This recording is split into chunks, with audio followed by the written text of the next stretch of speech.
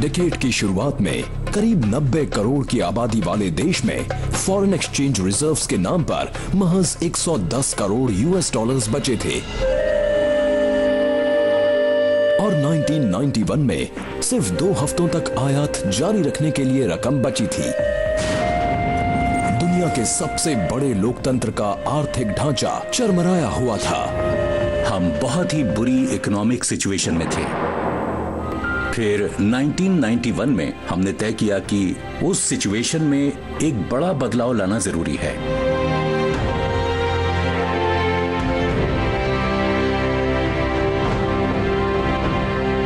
और उसके बाद जो हुआ उससे पूरी दुनिया भारत पर ध्यान देने के लिए मजबूर हो गई। भारत ने कई दशकों से चले आ रहे नेहरूवियन सोशलिस्ट ऑर्डर को छोड़कर ओपन इकोनॉमी को अपना लिया।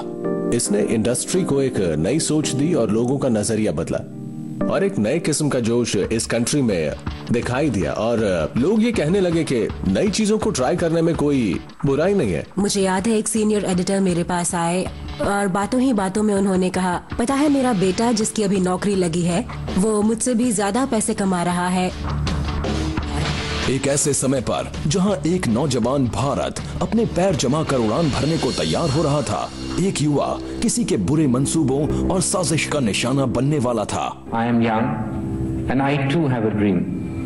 I dream of an India strong, independent, self-reliant and on the front rank of the nations of the world in the service of mankind. हर कोई सदमे में था, गुस्से में था, दुखी था। मेरे लिए तो ये बात बहुत ही दुख पहुंचाने वाली थी क्योंकि वो मुझे अच्छे से जानते थे और मैं उन्हें।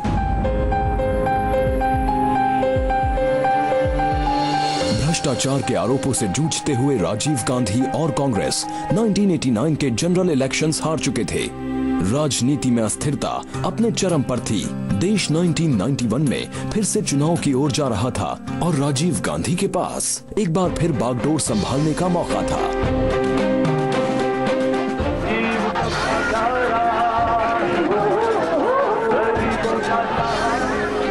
आम जनता का दिल जीतने के लिए उन्होंने उनसे मिलना जुलना पहले से ज्यादा कर दिया। मई 21, 1991 रात के करीब 10:10 हुए थे। तमिलनाडु के श्री पेरम्बुदूर इलाके में अपना भाषण देने के लिए राजीव गांधी पहले से ही लेट थे, लेकिन उस दिन श्री पेरम्बुदूर में जो लोग बेसब्री से उनका इंतजार कर रहे थे वो सिर्फ स्थानीय लोग और कांग्रेस के कार्यकर्ता नहीं थे। उनके हत्यारे पहले से ही अपनी जगह पर तैनात थे। हत्यारों का वो गैंग पेरिस कॉर्नर के बस स्टैंड पर इकट्ठा हुआ। हरी बाबू का काम था फोटोग्राफ लेना उस पूरे सीक्वेंस का। एलटीटीई हमेशा ऐसा ही करता था, ये उसका पुराना मेथड था। वो हर चीज को डॉक्यूमेंट करते थे। अनोखी बात यह है कि इसी फोटोग्राफर द्वारा खींची गई तस्वीरों ने ही पुलिस को कातिल को पहचानने में मदद की। थिनमोली राजारत्नम, जिसे धानु भी कहा जाता था। एक लड़की थी कोकिला जो हिंदी में पोयम सुना रही थी और राजीव गांधी इस बात से खुश हो रहे थे कि कोई तमिलियन इलाके में हिंदी में कविता सुना रहा है। उसी समय धानु उनके सामने हाथों में फूलों की माला लेकर आई। वो सामने आकर रुकी और उसके पास एक छोटा सा बटन था, वो कुछ टॉगल जैसा था। उसने वो टॉगल दबाया और धमाका हो गया।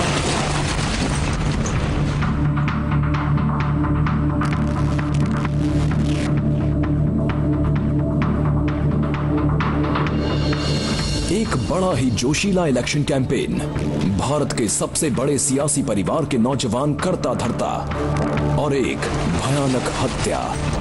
जांच पड़ताल से एक और शर्मनाक कहानी सामने आई। राजीव गांधी की जान नहीं जाती अगर उस समय इंटेलिजेंस एजेंसीज और लोकल पुलिस ज्यादा चौकन्ने होते तो। 1991 में तमिलनाडु के गांवों में लेडीज सलवार कमीज ज्यादा नहीं पहनती थीं। पुलिस को इसी बात से अलर्ट हो जाना चाहिए था।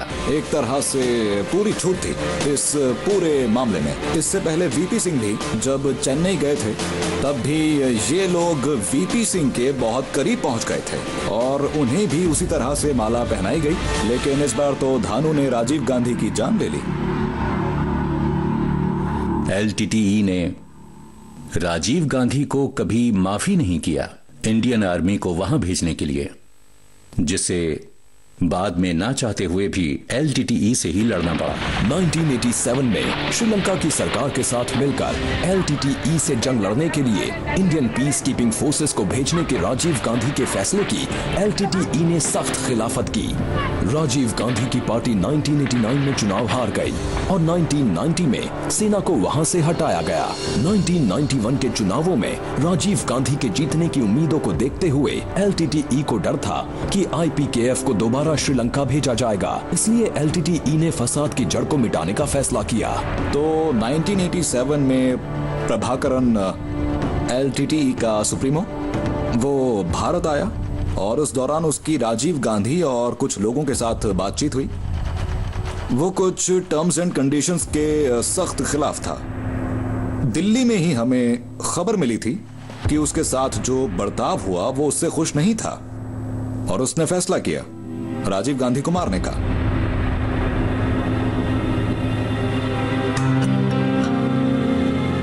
गांधी परिवार के इस सदस्य की अंतिम यात्रा के दौरान पूरा देश गहरे सदमे में था। पूरा इंसिडेंट डिप्रेसिंग तो था ही, साथ ही ये भी लग रहा था कि अगर राजीव गांधी जैसे इंसान के साथ ऐसा हो सकता है तो किसी के साथ भी हो सकता है, और यही तो टेररिज्म का मकसद है, सभी को इनसिक्योरिटी का एहसास कराना।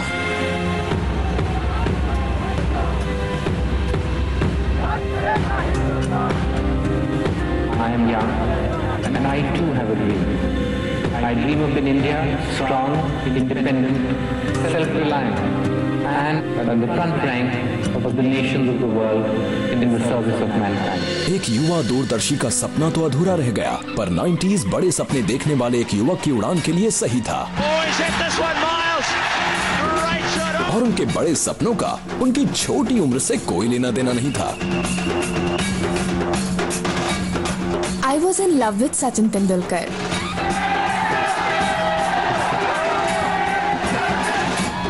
और मेरा दिल टूट गया जब मुझे पता चला कि वो मैरिड है। सचिन तेंदुलकर मेरे लिए हमेशा 9 साल के वो लड़के रहेंगे जो अपने भाई के साथ हमारे क्लब मैचेस में आकर हमारे साथ खेलते थे। और उनके भाई की बात करें तो उनके भाई टेक्निकली करेक्ट थे, लेकिन बॉल को स्क्वायर के पार मार नहीं पाते थे, तो 2 घंटे में बनते थे 5 रन। और ये छोटा सा लड़का जो चाहे वो करता था, बॉल को इतनी जोर से मारता था कि आजाद मैदान के टेंट में हमारी कुर्सियां हिल जाती थी। No traffic, nothing. जिनके पास टीवी नहीं होता था वो उन दुकानों के बाहर खड़े हो जाते थे जहां टीवी होता था। मेरे ख्याल से सचिन के शुरुआती दिनों में जो कोई भी उन्हें जानता था वो उनकी पावर से जरूर चौंक गया होगा।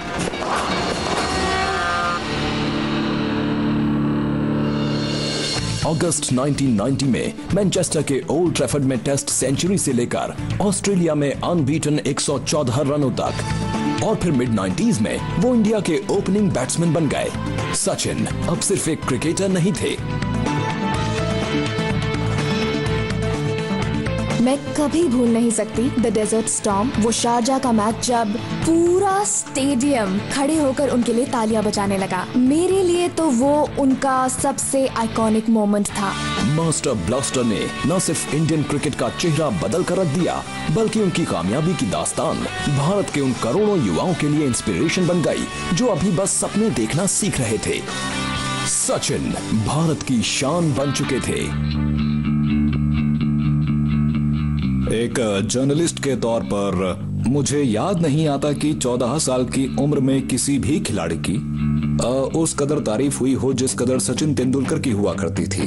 पर कई लोगों का मानना है कि इस लेजेंड को एक बड़ा फायदा मिला, और वो है वो शानदार दौर जिसमें वो खेल रहे थे।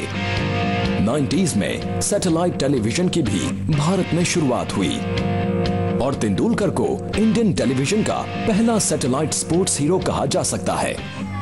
Sachin, have a Pepsi. Pepsi. Nothing official about it. Gavaskar black and white जमाने के हीरो थे। कपिल देव 80s में छाए हुए थे, वो ट्रांजिशन पीरियड था कलर टेलीविजन की ओर। पर satellite television, Sachin Tendulkar satellite television के पहले आइकन हैं। उनका अचीवमेंट सिर्फ उनका ही है, पर मुझे लगता है कि वो अचीवमेंट पूरी दुनिया के सामने लाया गया क्योंकि अचानक इंडिया एक मार्केट बन चुका था। जैसे ही मार्केट्स खुले, खूब सारे प्राइवेट टेलीविजन चैनल्स और इंटरनेशनल ब्रांड्स भारत को आजमाने और परखने के लिए आए और दोनों ही उन नए हीरोज की तलाश में थे जो लोगों में दिलचस्पी जगाकर कारोबार बढ़ाएं, और तेंदुलकर परफेक्ट पैकेज थे। सचिन जैसे इंसान में जिस तरह का टैलेंट, जो कामयाबी हासिल की है और जिस तरह का मीडिया एक्सपोजर खासकर टेलीविजन ने उनको दिया, they became larger and larger and larger than life. वो चाहे फील्ड पर हो या उसके बाहर, पूरा देश एकजुट होकर सचिन का गुणगान कर रहा था।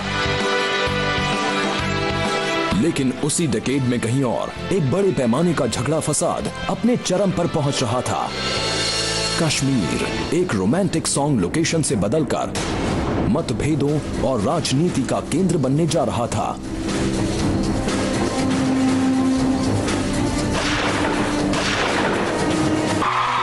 नाइंटीज़ में भारत अपनी उपलब्धियों से दुनिया में अपनी एक अनोखी पहचान बना रहा था।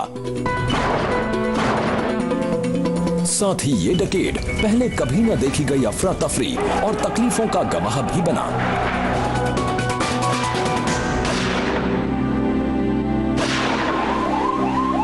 मेरे जैसे आम इंसान का कश्मीर में जाने पर रोक लगाया जाना एक बहुत बड़ा झटका था।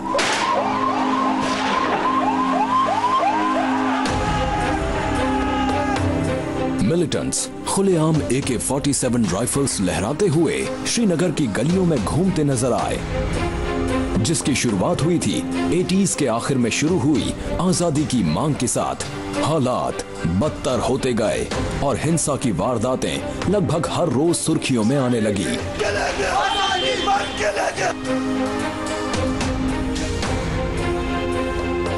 मैंने जहां पर अपना बचपन बिताया है वो है कश्मीर। उसे उस दर्द और उथल पुथल से गुजरता देखकर और किसी भी मजहब पर किसी भी किस्म का हमला होना, ये इंसानियत के लिए खतरे की घंटी है। खतरे की घंटी असल में मिड 80s के आसपास ही बज गई थी। कश्मीरियों के आक्रोश के पहले संकेत ऐसी जगह देखे गए जिसकी उम्मीद नहीं थी। एक बार एक क्रिकेट मैच खेला जा रहा था जो मेरे ख्याल से इंडिया और वेस्ट इंडीज के बीच था, और श्रीनगर में भीड़ ने सामने वाली टीम को चीयर करना शुरू किया, यानी कि वेस्ट इंडीज के लिए। और तब हमें पहला साइन मिला कि कहीं ना कहीं कुछ गड़बड़ है, क्योंकि तब तक टेलीविजन लाइव हो चुका था। अलगाव के एहसास की आग धीरे धीरे सुलगकर एक जबरदस्त सेपरेटिस्ट मूवमेंट बन गई। कई लोगों का मानना है कि 1987 के चुनाव ने यह तय कर दिया कि कश्मीर किस राह चलेगा। 87 के इलेक्शंस टर्निंग पॉइंट थे। तब जो इलेक्शंस हुए उन्हें फ्री एंड फेयर इलेक्शंस नहीं माना गया। उनमें से ज्यादातर इलेक्शंस में गड़बड़ी हुई। मुझे अब भी याद है, कई साल बाद मैं सैयद सलाउद्दीन से मिला। तब तक वो हिजबुल मुजाहिदीन का लीडर बन चुका था। मुझे याद है उसने मुझसे कहा था कि पता है, मैं श्रीनगर में PWD मिनिस्टर बन जाता अगर उस समय इलेक्शन में गड़बड़ी ना हुई होती तो। उसका एजेंट था यासिन मलिक। इलेक्शन में वो लड़ रहा था। अगर वो इलेक्शन जीत जाता तो क्या पता, शायद वो सरकार में एक मिनिस्टर होता और यासिन मलिक उसका सेक्रेटरी। और हुआ ये कि यासिन मलिक JKLF का हेड बन गया और सलाउद्दीन हेड बन गया हिजबुल मुजाहिदीन का। आने वाले डेकेड में हिजबुल मुजाहिदीन और जम्मू कश्मीर लिबरेशन फ्रंट दोनों आतंकवाद का माहौल फैलाकर आजाद कश्मीर की मांग करने लगे। इससे घाटी में हमेशा के लिए सांप्रदायिक तनाव बन गया।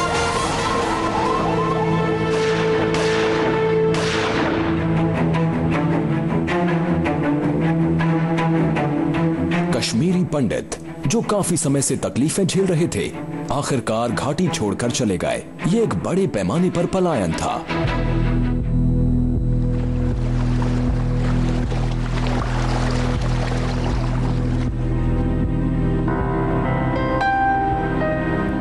जब भी मैं कश्मीर जाता हूं तो बहुत दुखी होकर लौटता हूं। वो दुनिया की सबसे खूबसूरत वादियां हैं, लेकिन वहां हिंसा हमेशा के लिए है। I mean, it's beautiful, but frozen. घाटी की हर दीवार पर गोलियों से बने छेद दिखने लगे और 90s एक इमारत को गिराए जाने का गवाह भी बना, जिससे पूरे देश में सांप्रदायिक तनाव पैदा हो गया।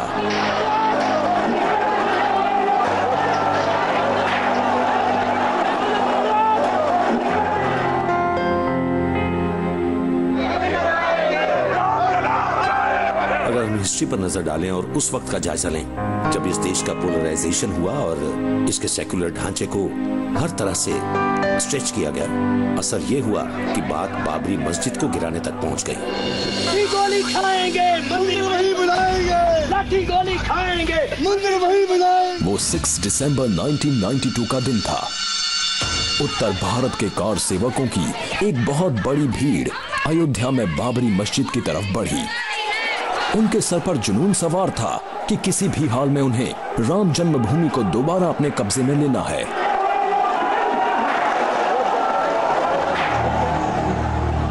जब मस्जिद गिराई जा रही थी तो सरकारी तंत्र तो मानो काफी हद तक पैरालाइज ही हो गया था। बाबरी मस्जिद के गिराए जाने से हिंदू मेजॉरिटी के एक्सट्रीम एलिमेंट्स को एक मकसद मिला, चलो अब राम मंदिर बनाते हैं। अडवाणी जी इस अपॉर्चुनिटी को भांप गए। जहां राम का जन्म हुआ था, दोनों धर्मों के कट्टरपंथियों ने आवाज उठाई और नतीजे के तौर पर हुई भारी तबाही। लेकिन जो बाबरी मस्जिद को गिराने खुद वहां मौजूद थे, उनके लिए ये उस किस्से का खात्मा था जिसकी शुरुआत 90s में हुई थी। जो हिंदू हित की बात करेगा वही देश पे राज करेगा। मुझे अब भी याद है रथ यात्रा का वो नारा। 25 सितंबर 1990 बीजेपी के अनुभवी नेता LK आडवाणी अपने टोयोटा के रथ पर गुजरात के सोमनाथ मंदिर से निकल पड़े। बीजेपी के एक और बड़े नेता स्वर्गीय प्रमोद महाजन के रथ का सुझाव देने से कार सेवकों और वॉलंटियर्स को जुटाने में कामयाबी मिल रही थी। रथ यात्रा ने सांप्रदायिकता को एक बड़ा राजनीतिक मुद्दा बना दिया। इस यात्रा में जबरदस्त नारेबाजी हुई और खूब भड़कीले भाषण भी दिए गए। जो हमारे मन में है वो हमारी वाणी पर है, जो हमारी वाणी पर है वो हम कृति में उसको कार्यान्वित करते हैं। और यदि बाबा के नाम की मस्जिद नहीं बनेगी तब क्या बनेगा? वो क्या बनेगा?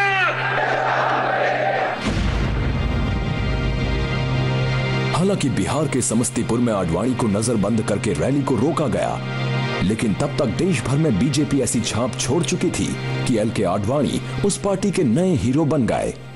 LK आडवाणी असल में बहुत ही वो शब्दों में यकीन रखते थे। वो बहुत बुक्स पढ़ते थे। वो वाजपेयी जी की तरह कोई ड्रामेटिक पब्लिक स्पीकर नहीं थे, लेकिन उस समय वो पार्टी में अपना बड़ा आइडिया फैला पाए जो था सेक्युलरिज्म वर्सेस सूडो सेक्युलरिज्म। वो राम जन्मभूमि आंदोलन का सहारा लेकर लगभग रातों रात एक तरह से हिंदुत्व पॉलिटिक्स का चेहरा बन गए। मुझे याद है बरसों बाद मैंने आडवाणी जी से पूछा कि आपकी छवि एक हिंदू मिलिटेंट की बन गई थी, और उन्होंने पलटकर मुझसे कहा, नहीं, मुझमें मिलिटेंट का कोई अंश तक नहीं है। और उनकी वाइफ मेरे साथ बैठी थी। उनसे मुस्कुराकर उन्होंने पूछा कि क्या मैं मिलिटेंट हूँ? क्या मुझमें कोई मिलिटेंसी है? 90s में हिंदुत्व पॉलिटिक्स एक बड़ा वैकल्पिक सिद्धांत बनकर उभरा और बीजेपी ने राष्ट्रीय राजनीति में अपनी पकड़ और मजबूत कर ली और जनरल इलेक्शंस में बीजेपी का आंकड़ा 1989 के 85 से बढ़कर 1991 में 120 तक पहुंच गया। कुछ लोगों का ये भी मानना है कि उसने उस समय के दूसरे अहम राजनीतिक आंदोलनों को भी फीका साबित कर दिया, खासकर मंडल आंदोलन। 1979 में स्थापित BP मंडल कमीशन ने सुझाव दिया कि अदर बैकवर्ड क्लासेस यानी कि OBCs को सरकारी नौकरियों और शैक्षिक संस्थानों में खास कोटा दिया जाए। VP सिंह की सरकार ने सारे सुझावों को 1990 में अमल करने का फैसला किया। अब ओवरऑल रिजर्व्ड कोटा बढ़कर 49.5% हो गया। नतीजा ये हुआ कि समाज के कुछ वर्गों से हिंसात्मक प्रतिक्रिया देखने को मिली।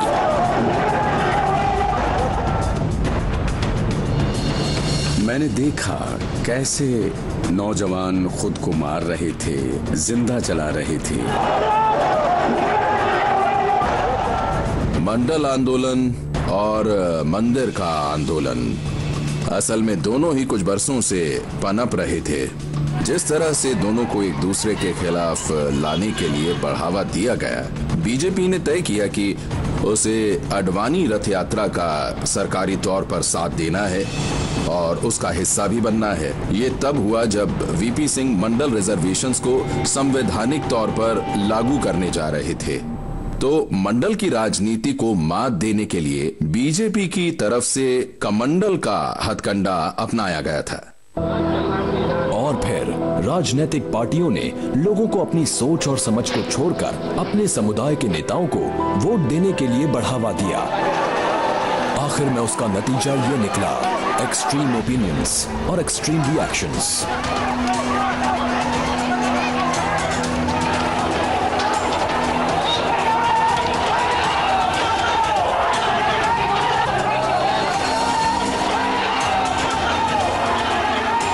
अयोध्या और वाराणसी जैसे उत्तर भारतीय शहरों से लेकर मध्य भारत में भोपाल से लेकर पश्चिम में सूरत तक देश के कोने कोने से दंगों की खबरें आ रही थी। लेकिन जिन शहरों पर सबसे गहरा असर पड़ा उनमें से एक ऐसा शहर था जिसे अपने कॉस्मोपॉलिटन कल्चर पर नाज था, मुंबई।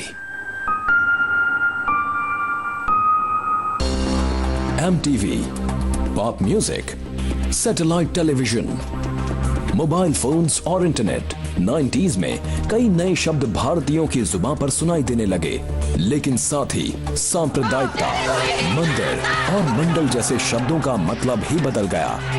भारत की सेक्युलर छवि बर्बाद हो चुकी थी और पूरा देश आग की लपटों से घिर चुका था।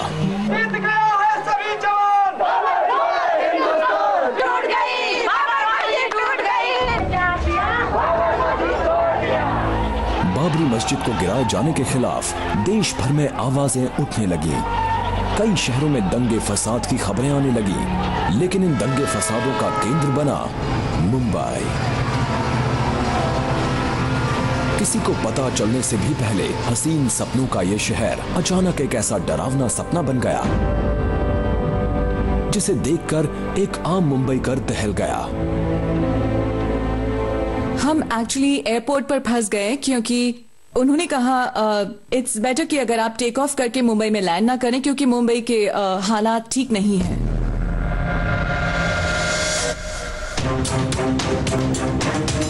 6 दिसंबर 1992 की शाम बाबरी मस्जिद को गिराने के कई घंटों बाद लोगों का एक झुंड दक्षिण मुंबई की मीनारा मस्जिद पर इकट्ठा हुआ, लेकिन प्रार्थना के लिए हुई इस मुलाकात ने बहुत जल्द हिंसा का रूप ले लिया।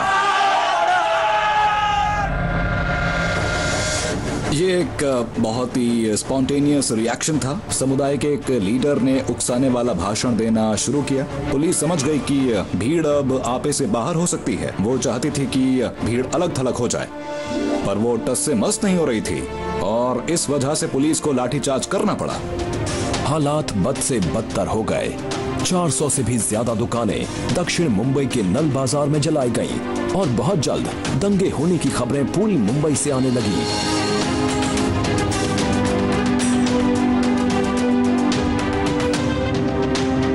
उसके बाद शहर के कई हिस्सों में कर्फ्यू लगाया गया। जिस शहर में मैं पला बढ़ा उसका ये हाल देखना, आई स्टिल लव मुंबई। मैं मोहम्मद अली रोड जाता था ईद के दौरान टू हैव भोरी खाना, और फिर बड़े होकर ऐसे इलाकों से रिपोर्ट करना जो जल रही थी और हर तरफ से धुआं उठ रहा था। मजहब के नाम पर जो हो रहा था मुझे उससे नफरत हो रही थी। हम बच्चे थे और ये समझ नहीं पाए कि धर्म या मजहब के लिए एक दूसरे का कत्ल करने की जरूरत क्या थी।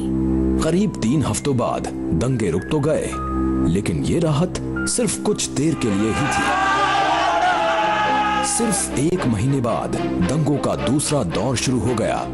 भिंडी बाजार में एक सड़क थी जिसके एक तरफ हिंदू रहते थे और दूसरी तरफ मुसलमान, और अचानक वो एक दूसरे के खिलाफ नारेबाजी कर रहे थे और हमें ये महसूस होने लगा था कि मेरी मासूम खूबसूरत मुंबई को क्या हो गया है। सड़क के एक तरफ के हिंदू और सामने वाले मुसलमान एक दूसरे के खून के प्यासे हो चुके थे। बहुत सारा डैमेज हुआ था, कई लोग मारे गए थे, बहुत सारी प्रेशियस लाइव्स। ये हम सब के लिए एक बहुत बड़ा झटका था, मोर देन एनीथिंग एल्स। एक ऐसा झटका जिसमें मुंबई जैसे कॉस्मोपॉलिटन सिटी में 900 लोगों की जान गई और शहर 2 टुकड़ों में बंट गया। पर मुंबई के लोग इस बात से अनजान थे कि सबसे बड़ा झटका तो अभी बाकी है। एक मामूली झगड़े ने पूरे शहर को हिलाकर रख दिया।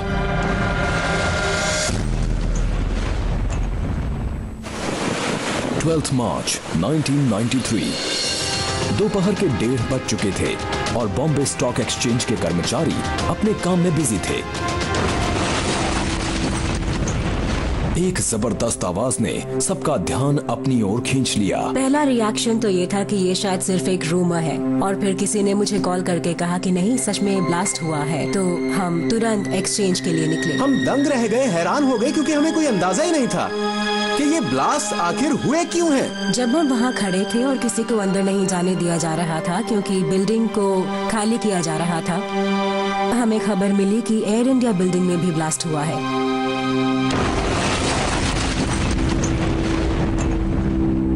शहर में 2 घंटों में 10 बॉम्बिंग्स हुई और 2 जगहों पर टाइगर मेमन के गुंडों ने अपने हाथों से हैंड ग्रेनेड्स भी फेंके। Ibrahim Tiger Memon underworld don Dawood Ibrahim के खास करीबी साथियों में से एक था। दाऊद डी कंपनी का लीडर था, जो दुनिया की सबसे खतरनाक क्रिमिनल ऑर्गेनाइजेशंस में से एक है। हम सब इस बात से डरे हुए थे कि न जाने अगला ब्लास्ट अब कहाँ होगा। साथ ही साथ ये भी लगा कि उन्होंने ऐसा किया क्यों? कोई इस शहर के साथ ऐसा कैसे कर सकता है?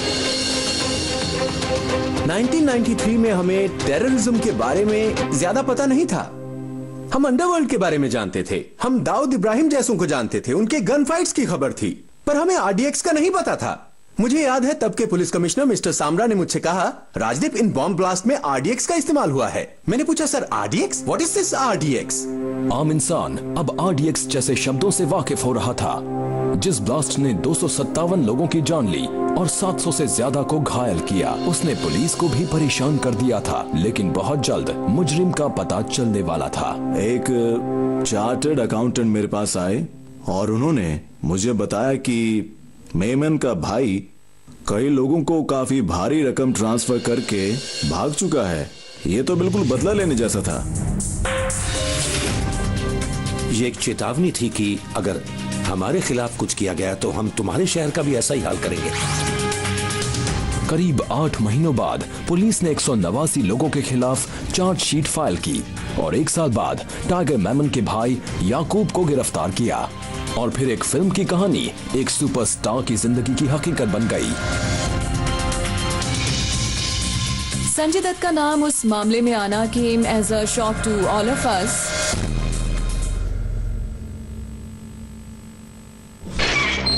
संजय दत्त उस वक्त एक बड़े बॉलीवुड स्टार थे और उन पर अपने पास गैर कानूनी तौर पर AK-56 राइफल रखने का आरोप लगा। वो हथियार उस असले के उस कंसाइनमेंट का हिस्सा थे जो मुंबई में ब्लास्ट करवाने वालों के लिए था। वो मेरे साथ मॉरिशस में शूटिंग कर रहे थे, फिल्म थी आतिश। जैसे ही वो मुंबई एयरपोर्ट पर वापस लौटे, कॉप्स ने उन्हें अरेस्ट कर लिया। Caught him at the airport. Sanjay Dutt आतंकवाद के इल्जाम से तो बरी हो गए, लेकिन उन्हें गैर कानूनी तौर पर हथियार रखने के लिए 5 साल की कैद की सजा सुनाई गई।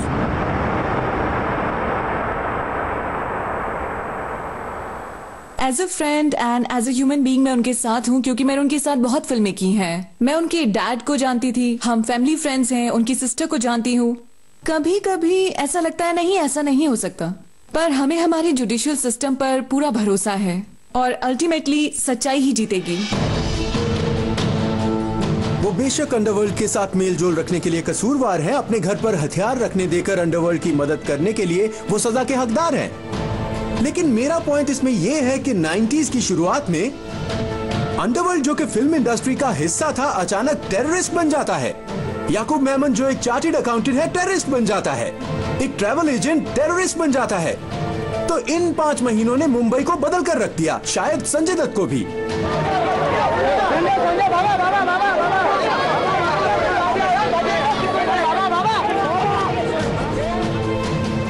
90s में फिल्म इंडस्ट्री और अंडरवर्ल्ड की सांठ-गांठ से सभी वाकिफ थे, लेकिन एक भयानक हत्या से ग्लैमर और जुर्म की दुनिया के जालिम दरिंदों का नाम दुनिया को पता चल गया।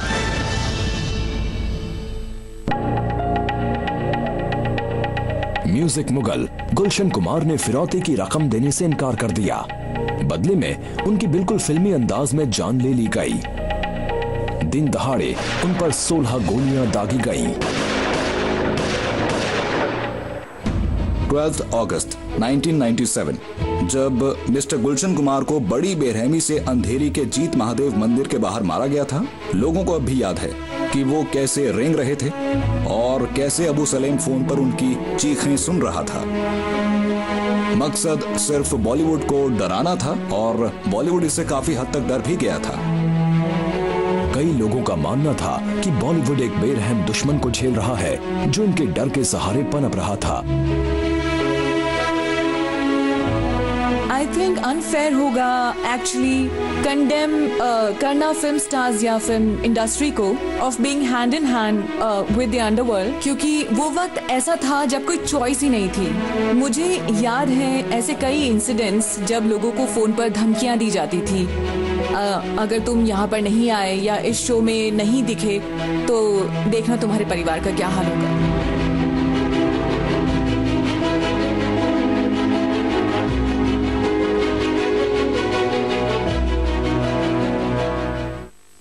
मंदिर, मस्जिद, म्यूजिक और मर्डर के दौर में भारत के मिडिल क्लास में एक नया जोश था। उसमें इतना कॉन्फिडेंस था कि इंटरनेशनल प्लेटफॉर्म्स पर छा सके। To go on to become an ambassador of peace, goodwill, harmony and compassion and try and do full justice to our motto of beauty with a purpose. Remember people, I'll always be there for you. Thank you. Oh my God, these are really beautiful women. और वो बहुत ही intelligent भी हैं। वो कितनी कमाल की बातें कर रही हैं। It's really cool कि ऐसी लड़कियां हमारे देश को रिप्रेजेंट कर रही हैं इंटरनेशनल प्लेटफॉर्म पर।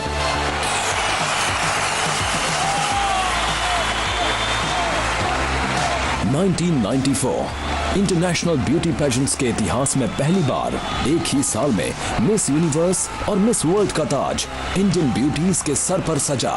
उस इवेंट की पहली झलक देखकर मैंने कहा वाओ, क्योंकि आप नहीं सोचते कि इंडियन लड़की मिस यूनिवर्स या मिस वर्ल्ड जीतेगी। ये तो पश्चिमी देशों की लड़कियां जीतती थी, वेनेजुएलियन गर्ल्स। और एक देश जो ग्लोबलाइज्ड इकोनॉमी के दौर में आकर खुद को मजबूत बना रहा था, अचानक खुशी से चौंक गया था। We all were very very proud. वो एक बहुत ही बड़ा पल था हमारे लिए, सुष्मिता सेन और ऐश्वर्या राय का उन ब्यूटी टाइटल्स को जीत कर लाना। यहाँ सभी हैरान हो गए। इससे ब्यूटी को, इंडियन ब्यूटीज को एक नई पहचान मिली एंड इट एम्पावर्ड विमेन। लेकिन हर कोई इंडियन ब्यूटी की जीत से खुश नहीं था। इसे कॉन्स्पिरेसी कहने के कई रीजन हैं, और सच कहूं तो मेरी एक सोच ये भी है कि मैं सुश या दिया में कोई कमी नहीं देखता। वो सभी डिजर्विंग विनर्स हैं। लेकिन जैसा कि मैंने पहले कहा था, I tell you why Indians are winning all the time. This is the cosmetic industry जो इंडिया में आना चाहती हैं। पहले उन्होंने साउथ अमेरिका में पैर जमाया, इसलिए वो जीत रही थी।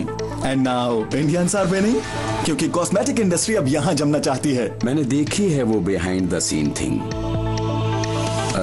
मार्केटियर्स तय करते हैं कि कौन सा देश, कौन सी लड़की जीतेगी। लड़की तो नहीं, पर देश वही चुनते हैं। और वो देख पा रहे थे कि इंडिया के कंज्यूमर्स खर्च करने लगे हैं और उनके खरीदने की ताकत बढ़ती जाएगी। एक नए तरीके का मार्केट सबके सामने था, और इन लड़कियों को बड़े प्राइजेस देना और फिर इन्हें प्रोडक्ट्स का एम्बेसडर बनाना, तो शायद इससे इन प्रोडक्ट कंपनीज को तो फायदा पहुंचा ही होगा। Talking with her eyes, walking like a winner, she'll take you by surprise. She's got the look. Beauty industry global होने के लिए तैयार थी, तो शायद वो सही समय पर सही जगह पर थे। इन दो बड़ी जीतों से भारत की ब्यूटी इंडस्ट्री कितनी चमकने लगी, ये तो बहस का मुद्दा है। लेकिन 90s ने इस देश और उसकी महिलाओं को वो बढ़ावा दिया जिसकी सख्त जरूरत थी। इन दोनों लड़कियों के बारे में और उनकी कामयाबी के बारे में कुछ अलग बात तो जरूर थी। तो हाँ, इससे एक तरह की दिलचस्पी बढ़ गई इस प्लेटफॉर्म की तरफ। दो और भारतीय लड़कियां, युक्ता मुखी और डायना हेडन को भी उसी डेकेड में कुछ समय बाद वो शानदार खिताब मिले। और नई सदी में आम जिंदगी जीने वाली कई लड़कियां लगातार आगे आईं ताकि वो ग्लैमर की दुनिया में छा जाएं। मैं कहूंगी कि सुष्मिता और ऐश्वर्या ने इंटरनेशनल पैजेंट्स जीतकर इंडिया की लड़कियों को एक नई उम्मीद दी। इससे उन्हें ये आइडिया हो गया कि ब्यूटी कॉम्बिनेशन हो सकती है लुक्स और ब्रेन्स का। उन दोनों ने आगे बढ़कर दुनिया को जीत लिया और वो पल इस देश के लिए बड़ा पल था, हमारी पहचान बन गई। सचिन तेंदुलकर, सुष्मिता सेन, ऐश्वर्या राय, और क्या चाहिए आपको?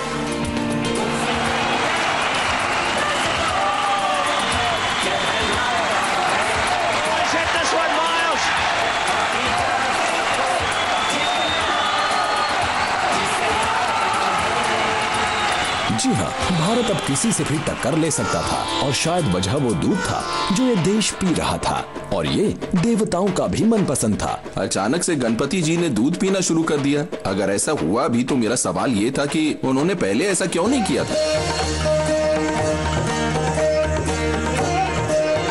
गणेश जी भला ऐसा क्यों करते हैं? यू नो आई मीन क्या उन्हें दूध की कमी थी या स्वर्ग में दूध की सप्लाई कम हो गई थी? वो बड़ा धरती पर आकर सबके हाथों से दूध क्यों पीते? 21 सितंबर 1995 हजारों लोग गणेश जी के मंदिरों के बाहर हाथों में दूध लिए कतार में खड़े हो गए। आखिर गणेश जी स्वयं अपने प्रिय भक्तों के हाथों से दूध जो पी रहे थे। कैन यू एवर इमेजिन कि पूरा देश बैठकर गणेश जी की मूर्ति को दूध पिलाने की कोशिश कर रहा है और दूसरी तरफ न्यूज चैनल्स तो इसे दिखाकर खूब फायदा उठा रहे थे, ज्यादातर सभी चैनल। वैसे तो पूरे देश के साथ साथ इंटरनेशनल मीडिया भी दूध पीती मूर्तियों का चमत्कार देखने में मशरूफ थी, लेकिन असली चमत्कार तो कहीं और ही हुआ। दूध की बिक्री में सीधे 30% का उछाल आया। इस डेकेड में उतार चढ़ाव के कई दौर आए। देश ने दिव्य चमत्कार के पल भी देखे, पर मुंबई के एक हिस्से से एक आदमी पूरे बाजार से दोनों हाथों से रुपए बटोर रहा था। मिस्टर रानीना, जो कि चेयरमैन थे उनकी कंपनी के, उन्हें कहते थे Amitabh Bachchan of stock markets.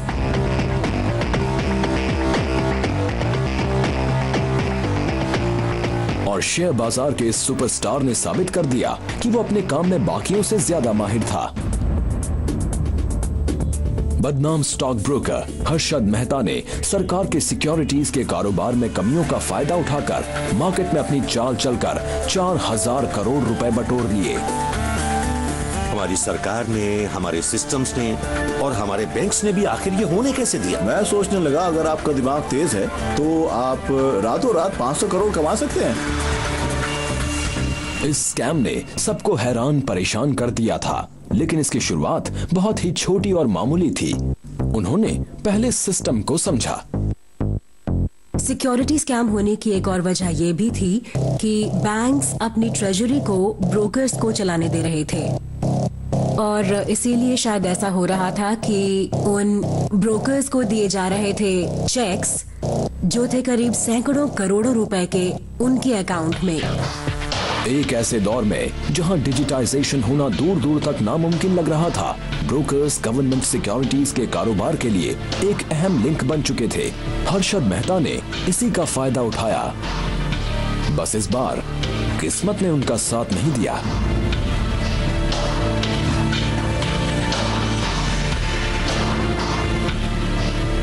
तो एक चेक इशू किया गया स्टेट बैंक ऑफ इंडिया से हर्षद मेहता के लिए, और जिस इंसान ने उसे निकालने की इजाजत दी स्टेट बैंक ऑफ इंडिया से, वो छुट्टी पर था। और कोई और जो रिकॉर्ड्स टैली कर रहा था, उसे पता चला कि 550 करोड़ रुपए गायब है। फिर रिजर्व बैंक ऑफ इंडिया जांच करने लगा और तब जाकर ये पता चला कि वो पैसे आए थे नेशनल हाउसिंग बैंक से, जो खुद सब्सिडरी है रिजर्व बैंक ऑफ इंडिया का। ओके, तो तब जाकर ये बात साफ हुई कि इन ब्रोकर्स के हाथ तो रिजर्व बैंक ऑफ इंडिया तक पहुंचे हुए हैं। स्टॉक कारोबार की दुनिया में सभी सोचते रहे कि ये गंदगी कहां तक फैली है, लेकिन स्टॉक मार्केट का ये अमिताभ बच्चन कहानी में ऐसा ट्विस्ट लेकर आया जिसे फिल्म बनाने वाले भी सीख सकते हैं। और फिर हुई एक बड़ी प्रेस कॉन्फ्रेंस जिसमें राम जेठमलानी और महेश जेठमलानी ने कहा कि प्राइम मिनिस्टर को रिश्वत दी गई है। मुझे लगता है कि ऐसा बिल्कुल हुआ था। मामला ठंडा पड़ गया क्योंकि अंदर ही अंदर समझौता कर लिया गया। जी हाँ, पैसे दिए गए थे honourable PV Narasimha Rao the prime minister of India को। लोग किसी भी स्कैम को इंसानी नाम नहीं देते, लेकिन अगर किसी स्कैम को इंसानी नाम देना ही है तो वो हर्षद मेहता स्कैम नहीं होगा, वो होगा पीवी नरसिम्हा राव स्कैम। ये शब्द जितने चौंकाने वाले हैं, ये डकैत भी उतना ही हैरान करने वाला रहा। इमारतें तोड़ी जा रही थी और रिकॉर्ड्स भी। आतंक ने कई रूप अपना लिए तो उससे लड़ने का जज्बा भी बढ़ा। कहीं करियर वक्त से पहले खत्म हुए तो कहीं किसी की कामयाबी बढ़ती गई। 90s में स्कैम्स, स्कैंडल्स और दंगे फसादों का बोलबाला रहा। तो उसी दौर में पूरा का पूरा देश एक नई उड़ान भरने को तैयार था। जब 100 करोड़ लोग एक महान भारत का सपना देख रहे थे, तब आप कहां थे?